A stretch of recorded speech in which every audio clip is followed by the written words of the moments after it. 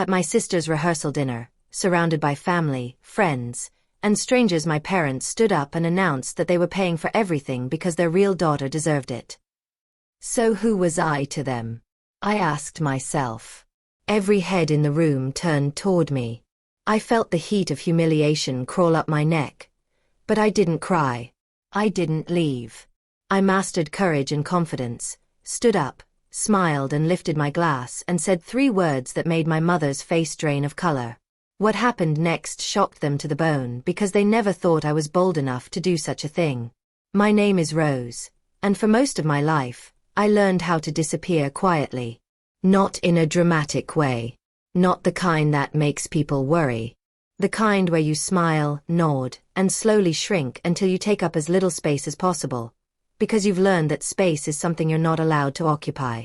Last week, my mother stood up at my sister's rehearsal dinner, lifted her champagne glass, and told 80 people that I wasn't her real daughter. She said it sweetly. She said it proudly. And the room turned to look at me. But before I tell you what happened next, before I tell you about the 3 words that made my mother's face drain of color, I need to take you back to where this really began. 10 years earlier. Because no one wakes up one day and realizes they've been erased from their own family. It happens slowly, quietly, with smiles. I was 22, fresh out of college with an accounting degree and a job that paid just enough to keep me tired and anxious. I rented a tiny studio apartment with thin walls and a window that looked directly into another building. My bed doubled as my couch. My desk doubled as my dining table. My dreams doubled as anxiety. But I was proud of myself. I had done everything right.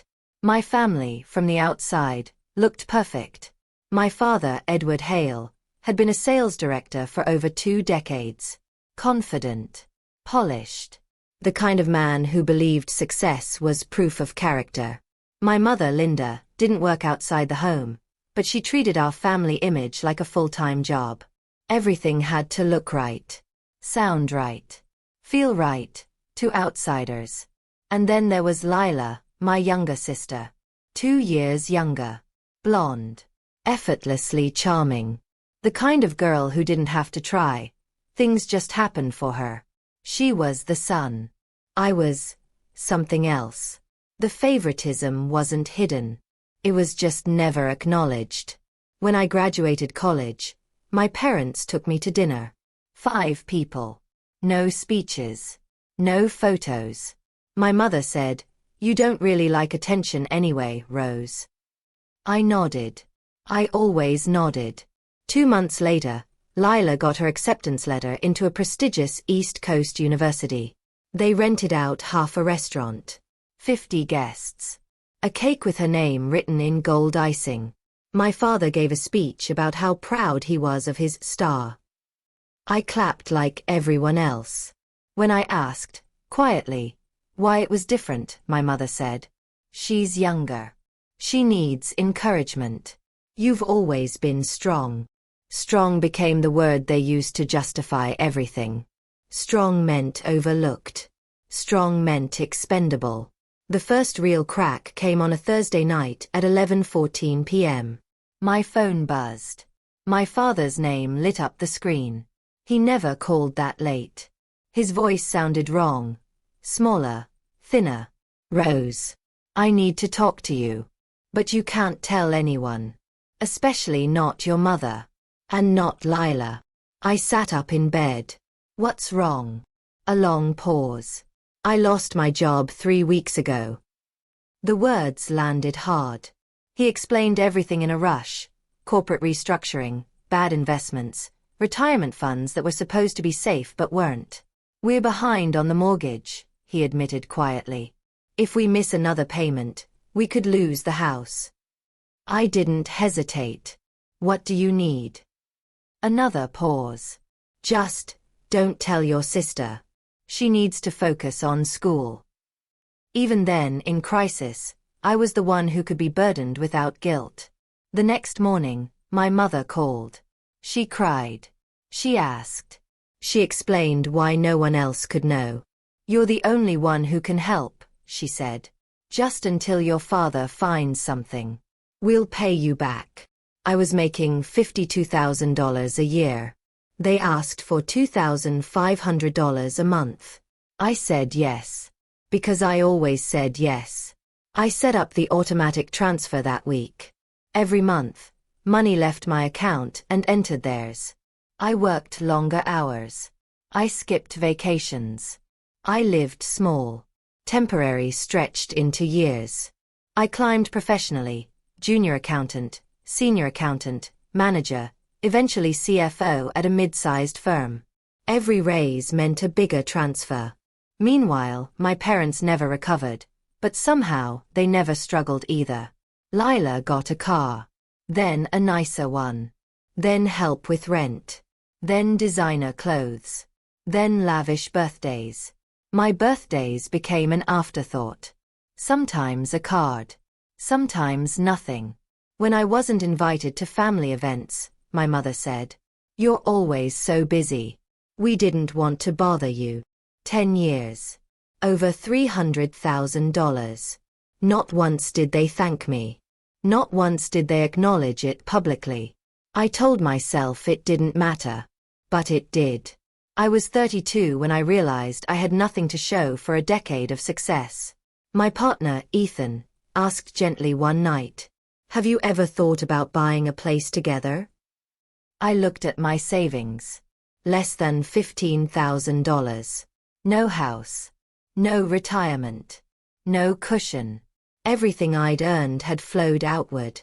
"Rose," he said softly, "sometimes I don't know who you're living for." That hurt because it was true. 2 weeks later, my mother called, breathless with excitement. "Lila's engaged." She talked about the venue, the flowers, the guest list. "We're paying for everything," she said proudly. "About $80,000. Maybe more. She deserves a fairy tale." I didn't sleep that night. Because I knew exactly where that money came from. I finally asked, "Mom, where is the money coming from?" Silence. "That's not really your concern." "Yes," I said calmly. "It is." Her tone turned cold. "We've worked hard our whole lives." "Which savings?" I asked. "The retirement fund?" Her voice sharpened. "Why are you being like this?" She hung up. That was the moment something inside me broke. Not loudly, not angrily. Cleanly. I called their financial advisor. I gathered records. 10 years of proof. And for the first time, I stopped asking myself how to keep the peace, and started asking how to tell the truth. Because I was done being invisible. And I knew exactly where the truth would have the most witnesses. The rehearsal dinner was held at Lakeview Hall, a place my parents loved because it looked expensive without being warm. Crystal chandeliers. Cream-colored walls. Floor-to-ceiling windows overlooking water that looked calm even when it wasn't. 80 guests. Family friends. Business associates. Lila's future in-laws. People who had watched my parents perform, successful, generous, loving family, for decades. I arrived 10 minutes late on purpose. Not to be dramatic. To give myself time to breathe. Ethan squeezed my hand as we walked in. "You don't owe anyone anything tonight," he whispered. I nodded. I didn't know yet how much that was about to change. Lila looked beautiful. Radiant. Even. White dress, hair pinned just right. Confidence that came from always being celebrated. She hugged me tightly. "I'm so glad you came," she said like we were close. I smiled. I wouldn't miss it. My mother noticed me immediately. Her smile tightened, just a fraction. The smile she used when something didn't fit the picture, but she intended to pretend it did. My father raised his glass at the head table, commanding attention the way he always had. Everything was perfect. Too perfect. Dinner plates were cleared. Champagne was poured. The lights dimmed slightly. My father stood first. He talked about tradition. About pride. About how blessed they were. Then my mother took the glass. She scanned the room slowly, deliberately. "As many of you know," she said sweetly, Richard and I have saved our entire lives for this moment. Applause. We're paying for everything, because our daughter deserves the best. Another pause. Her eyes found me. Our real daughter, she added, smiling. Unlike some people. The room froze. Every head turned. I felt it, the weight of 80 sets of eyes, curiosity turning to judgment, whispers starting like static in the air. I was suddenly very aware of my posture, my breathing, the sound of my own heartbeat. My mother waited. She expected tears. Or anger. Or for me to disappear quietly like I always had. Instead, I smiled. Something clicked inside me. Not rage, not revenge. Clarity. 10 years of silence lined up behind me like dominoes. I stood. The clinking of my glass cut through the murmurs. Actually, I said calmly, I'd like to add something. My mother's smile faltered. Just a little. I want to thank you, Mom, I continued, voice steady, for calling me not your real daughter in front of 80 people. That was memorable. Uneasy laughter rippled through the room. But since we're being honest tonight, I added, I think we should clarify something. I turned slightly. Mr. Adler, I said, addressing my parents' financial advisor, seated near the bar, you've managed my parents' retirement fund for over a decade, correct? The air went still. My father snapped. Rose, this is not the time. It's exactly the time, I said gently. I looked back at the advisor. Who has been the primary contributor to that fund over the last 10 years? He hesitated. Then he straightened. Rose has, he said. Approximately $320,000. All documented. Gasps. Whispers exploded. My mother's face drained of color. That's private, she whispered desperately. You made it public, I replied. I lifted my glass again. I have just 3 words, I said softly, meeting my mother's eyes. The room held its breath. I'm stopping payments. Silence. Her face went white. Not pale. White. My father dropped his glass. It shattered on the floor. You can't do this, he said hoarsely. We had an understanding. There was no contract, I replied. Just obligation you never acknowledged. My mother reached for me, shaking. You'll ruin everything. No, I said quietly. I'm just done ruining myself. Ethan stood beside me. I walked out without looking back. By morning, my phone was unusable. Calls, texts, voicemails swinging wildly between apology and accusation. I turned it off. The story spread faster than I expected. 80 witnesses have a way of correcting lies. My parents scaled down the wedding. Lila's in-laws quietly covered the rest. She called me days later. I didn't know, she said through tears. I believe you, I told her. But I can't pretend anymore. For the first time in 10 years, my paycheck stayed mine. I opened a savings account. Started therapy.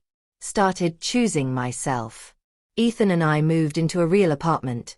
Sunlight, space, laughter. My parents downsized.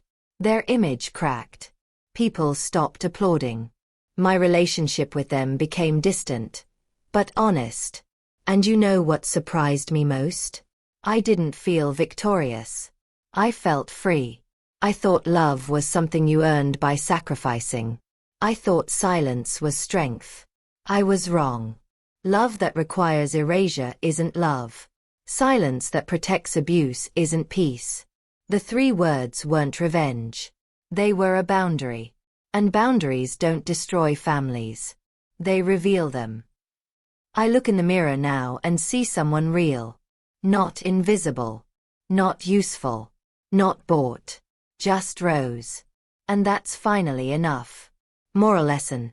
This story shows how favoritism can poison a family slowly, teaching one child entitlement and another endurance, until resentment becomes the family language.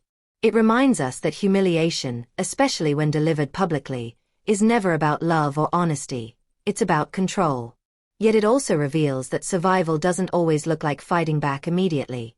Sometimes it looks like staying silent long enough to build independence, clarity, and strength. True power comes from knowing your worth without needing validation from those who refuse to see it. When truth is finally spoken, it doesn't need theatrics. Its weight alone is enough to shift rooms, expose lies, and force people to confront the damage they caused. In the end, this story teaches that respect cannot be demanded through cruelty. Family is defined by actions rather than blood, and the most lasting form of revenge is a life lived with dignity, boundaries, and unshakable self-worth.